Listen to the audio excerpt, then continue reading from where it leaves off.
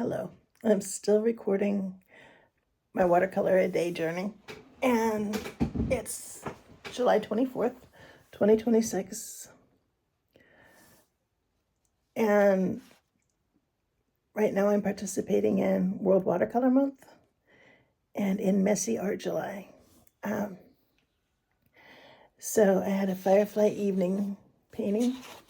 We don't have fireflies here, and I didn't grow up with them, but some of my favorite memories were visiting places that did have them, where my cousins lived, and taking my boys to Minnesota one 4th of July when they were more interested in watching the fireflies and trying to catch them than in the fireworks display at Silver Lake in Rochester.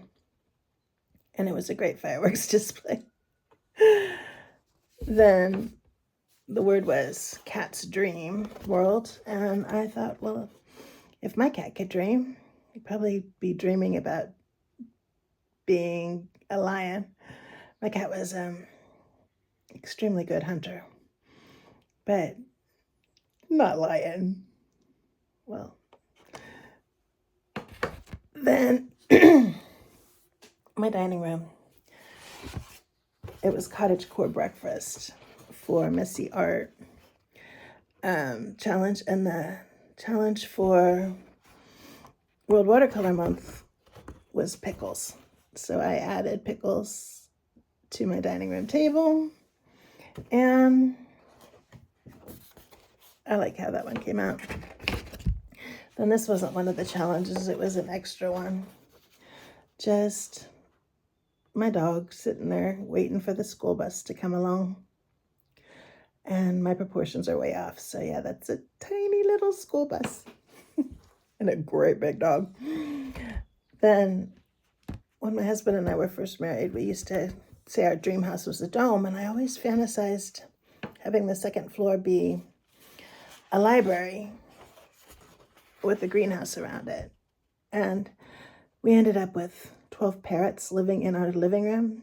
Not little ones either, like macaws and cockatoos. And so this is my fantasy library.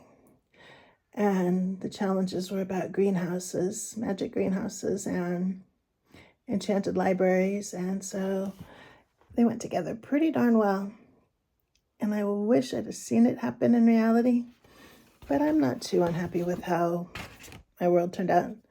Then the next one was Candy Rain. So I did pretty abstract, but imagining the windshield wipers and the headlights and the taillights of the traffic. And then the other word from World Watercolor Month was diabolical. And the only diabolical candy I could think of is dang candy corn, which shouldn't even be called candy in my opinion. I hate it. Then it was Cozy Attic and Captive. And I could think of some really dark ones to do, but I went for an Ann Landers quote that says, "No person who ever can read is ever successful at cleaning out an attic." And that's supposed to be a stack of National Geographic magazines. And then I kind of pulled in the storyteller figure, which I always love. Some antique toys, the kind of chest that I imagined when I wrote my book, Duffy Buckley Is Not a Dog, the one that he falls through to end up in his portal world. Then the next word was sedimentary for World Watercolor Month. And Messy Art was a picnic with forest animals. So I've got a whale, some waves, a sedimentary sandstone cliff full of seashell fossils, and then some animals up on the bluff having a picnic. And then the next one was lavender fields at sunset, but the other word from World Watercolor Month was plaid. So I've got a plaid grid of the lavender bushes at sunset. The colors are a little bit brighter than it shows up on the camera, but not too bad. Then they had dragon garden, but I went for where I grew up. There's a place called the Beartooth Mountains, and up in the Beartooth Mountains, there's two peaks called Pilot and Index, and they formed during the Eocene period. There's a lot of flowers, like Wyoming's state flower, the Indian paintbrush, and there was a lot of flowers in that area in the Eocene period. And in that era, there wasn't dinosaurs, but there was 7-foot tall birds called diatremas, not that they called themselves that, and 2-foot tall horses, or at least the ancestral horses, called the Eohippus. So it didn't quite meet the words. And the other World Watercolor Month was cardboard, which I don't think I fit that in at all, but that's what I got. Then it was pointy, and it was Magic Lantern Festival. So